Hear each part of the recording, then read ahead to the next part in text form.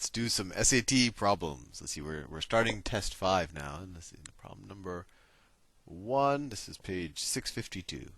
According to a certain recipes, according to a certain recipe, 20. I'm getting deja vu. This looks like a question I did in the last test, but maybe this is different.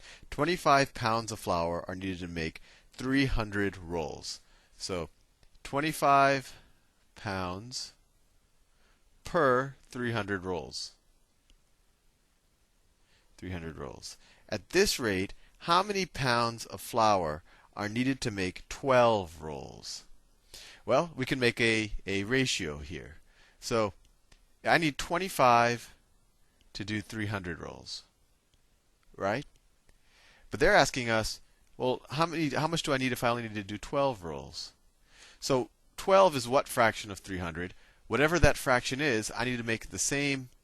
The fraction of rolls of pounds of flour I need to use will be the same fraction. So let's say that this is x is the pounds of fraction of flour I need to use. So x is to 25 as 12 is to 300. And I can tell you from inspection that 12 over 300 is the same thing as 1 over 25. If you don't believe me, divide 300 by 12, and I come up with that. Well, 25 goes into 100 4 times, and then 4 times 3 is 12. So if you don't believe me, you can confirm this. But they did that on purpose because this is the first problem, which tends to be a quick one. So x over 25 is equal to 1 over 25, so x equals 1. So you need 1 pound of flour. And you could have also set the ratio up like this. You could have said 25 is to 300 as x is to 12. This would have also worked. Here we would have put the rolls all on one fraction, and we could have put the pounds all on the other, the pounds of flour all on the other fraction. Next problem.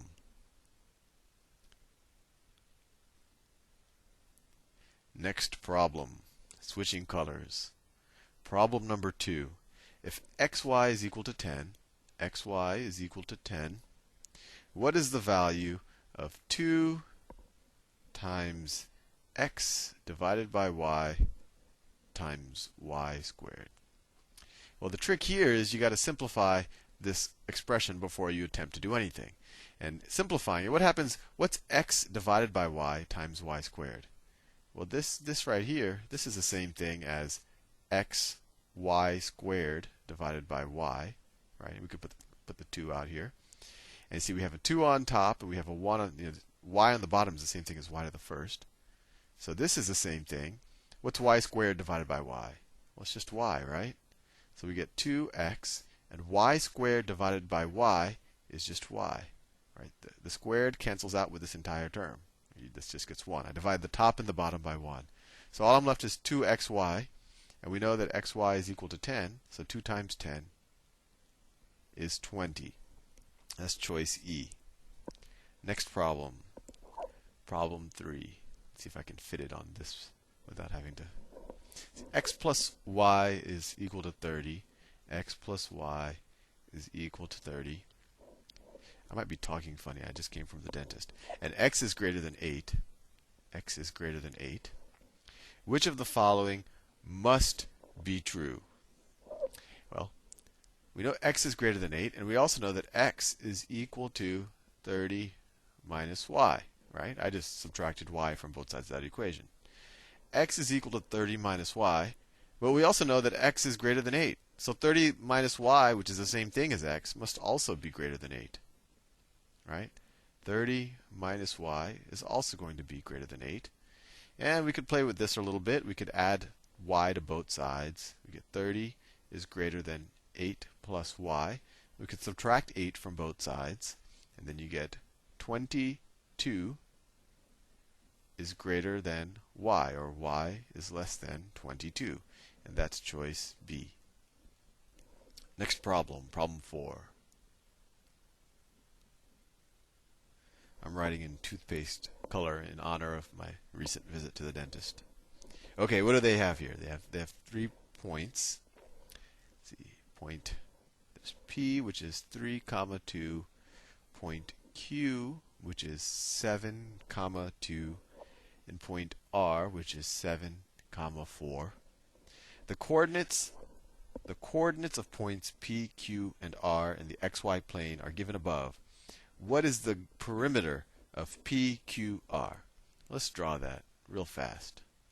I think that'll make things make more sense. Especially if you missed it the first time around. So P is 3, 2. So 3, 2 approximately. P. Q is 7, 2. So this is 3. 7, 2. So this is going to be a straight line. And what's this length going to be? Well, it's going to be 4, because it's going from 3 to 7, and we had no change in the y. They were both at 2. Then we have R is 7, 4. 7, 4 is going to be roughly over here. 7, 4. This is Q. This is R. And what's this distance? Well, we had no change in x, so the distance is just going to be the change in y. So this is just 2.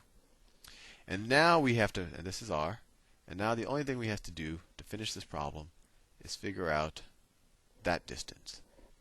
And how do we figure out that distance? Well, this is a right triangle, so we could use the Pythagorean theorem. 2 squared, this is the hypotenuse, right? The green side I drew. That's the longest side, and it's opposite the 90-degree angle, so it's the hypotenuse. So 2 squared plus 4 squared is equal to, let's call this x, is equal to x squared. So this is 4 plus 16 is equal to x squared. 20 is equal to x squared. X squared. So x is equal to square root of 20. And so x is equal to, let's try to simplify this. That's the square root of 4 times 5, right? And we know what the square root of 4 is, so we can take that out. So that's x is equal to 2 root 5. I find that this is actually where most people have a lot of trouble, is actually simplifying root 20 to 2 root 5. All we did is we factored 20 as a product of a perfect square and then another number that's not a perfect square. And then we took the perfect square out. We said the square root of 4 is 2, so we can take it out. So x is 2 root 5. So what's the perimeter? It's 4 plus 2 root 5. So 4 plus 2 is 6 plus 2 root 5. Now let me see what the choices are. Oh, I didn't even have to do 2 root 5. They actually have choice C says 6 plus the square root of 20. So I didn't even have to do this. But that's good to know. This, what I did here, is good to learn. But they made it so we didn't have to do that. So it never hurts to glance at your choices before you move forward like I just did. Invert colors. I'm getting tired of this color, so I will switch. Problem number 5. See, they give us a sequence: 8, 17, 26, 35, 44, and so on.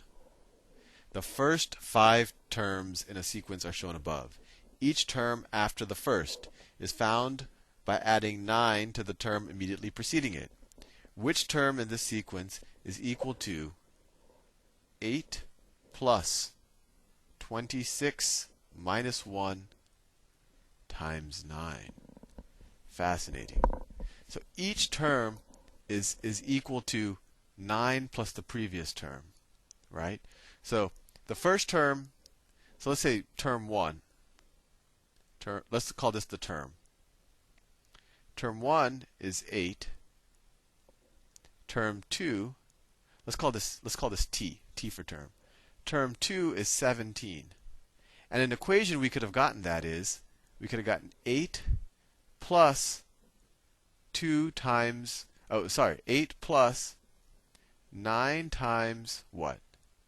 The term minus 1. Term minus 1. Right? Because that's just 8 plus 9. So if the term is 2, 2 minus 1 is 1. So we multiply it times 9, and we add it to 8. Similarly, the third term, which is 26, that's 8 plus 16, right? So that's 8 plus 18. So it's 8 plus 9 times, once again, t minus 1, or 3 minus 1. Right? Here it's 2 minus 1.